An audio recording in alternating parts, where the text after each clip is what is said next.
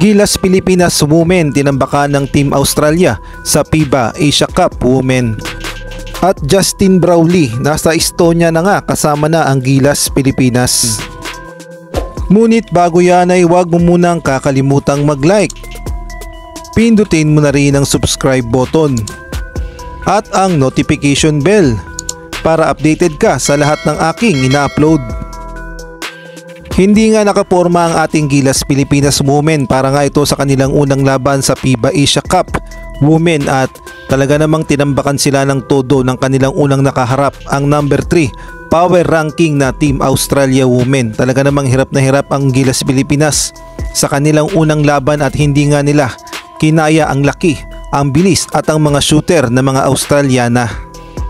Natapos nga ang laro sa score na 34-105. 71 points nga ang naging tambak ng Gilas Pilipinas Women sa Team Australia. At ang best player nga sa Team Australia Women ay itong si Lauren Kerp na may 17 points, 9 rebound at 5 assists.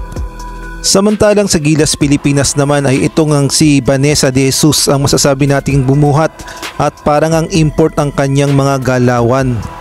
At si Vanessa De Jesus nga ay umiscore ng 18 points at mantakin nyo 4 out of 5 sa 3 points. Talaga nga namang shooter pa itong si Vanessa De Jesus. At kung ating niyang titignan ang stats points ng Gilas Pilipinas at sa buong laro nga ng Gilas Pilipinas kontra sa Australia, 5 Gilas players o 6 na Gilas players na mga naka-score.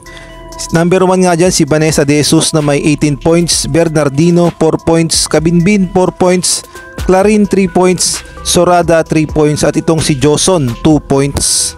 Marami namang humanga dito kay Vanessa De Jesus dahil parang ang import ang kanyang mga galawan.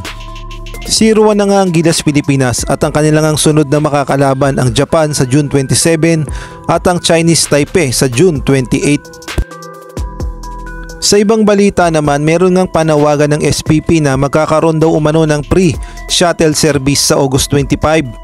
Sa Philippine Arena sa Bukawi, Bulacan, magsisimula nga ang laban una sa Angola versus Italy 4 PM tapos ang Gilas Pilipinas 8 PM Gilas Pilipinas versus Dominican Republic.